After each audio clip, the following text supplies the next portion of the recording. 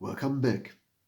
This deck is called Asura OTK, named after the eponymous spirit monster Asura Priest.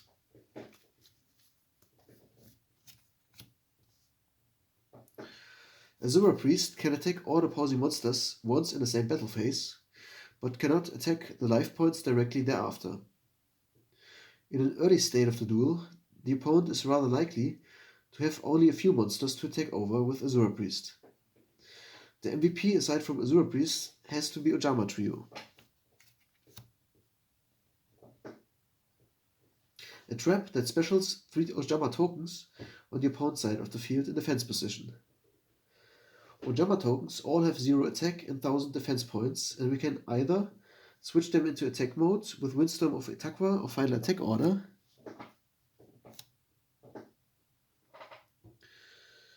or equip Big Bang Shot onto Asura Priest, raising his attack by 400 points and enabling pierce-through damage when attacking, in our case defense position tokens.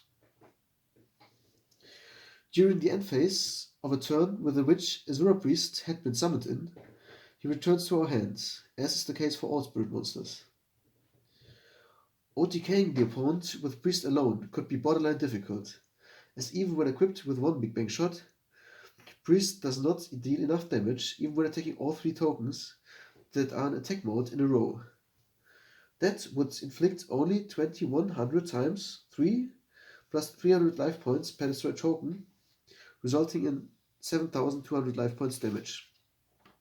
So we either need to equip 1 more equip spell onto Priest, rely on the opponent to control at least 1 more monster lone attack that can be attacked over with Priest, or we control another monster other than Priest that can attack the opponent directly after Asura Priest destroyed all opposing monsters in a row.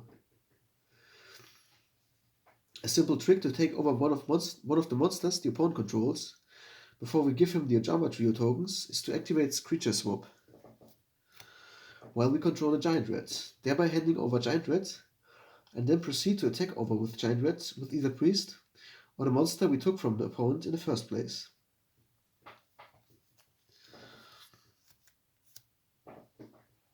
Giant Red on destruction activates in our grave and gives us another beater that can accompany Asura Priest on its way to OTK the opponent.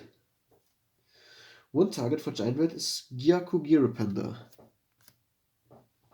That deals piercing damage and gains 500 attack points for every monster the opponent controls, which means we want to give Panda the priority over our Priest when attacking the tokens with it.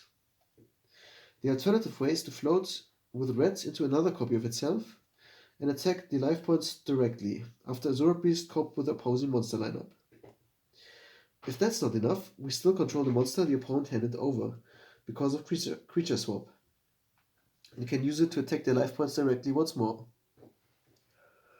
Creature Swap can also be used to hand the opponent our Priest and wait till the end phase for him to return back to our hand.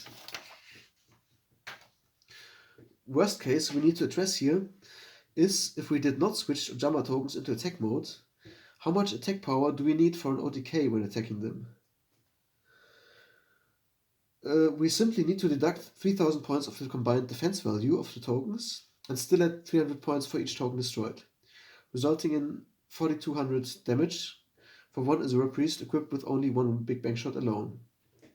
Then we can calculate how many equip spells we need to deal 8000 or more damage.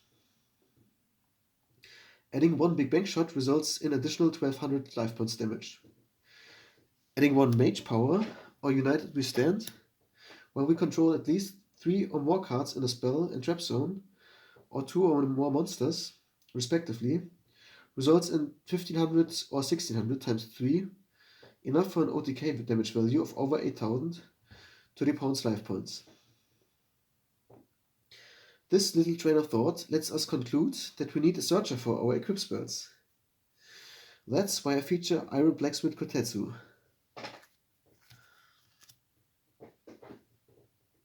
In here as a 3-off, as a flip effect equip spell searcher. Another way to OTK the opponent is by simply flooding the board with monsters, since more opposing monsters in this case means more damage dealt by Asura Priest. Here is where Cyber Jar thrives. Morphing Jar also speeds up the pace of implementing the OTK strategy. With Giant Trunade, we can clear back row, and if we control a Morphing Jar, we can activate Giant Trunade, place all of our spells and traps back on the field, thereafter flip some Morphing Jar to get rid of all of his spells and traps of the opponent. Giant Trunade moreover synergizes with Premature Burial, allowing us to use it to revive yet another monster with it. Premature Burial and Snatch Steal are of course also searchable with Kotetsu. Another searchable target for Giant Red for spot removal of opposing boss monsters, Asura Priest fails to attack over in battle, is included in Exiled Force. Sangan can search the jars or Kotetsu or any other smaller monster. Breaker deals with Floodgates or back row, as do Mystical Space Typhoon and Heavy Storm.